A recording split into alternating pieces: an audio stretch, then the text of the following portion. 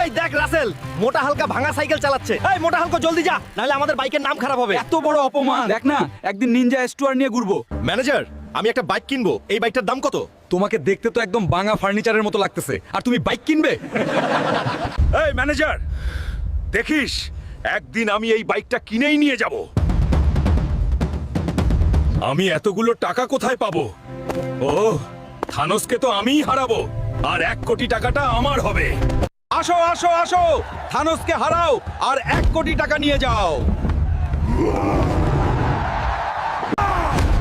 কে হারাবে থানোসকে? আমি হারাবো এই বেগুনি থানোসকে।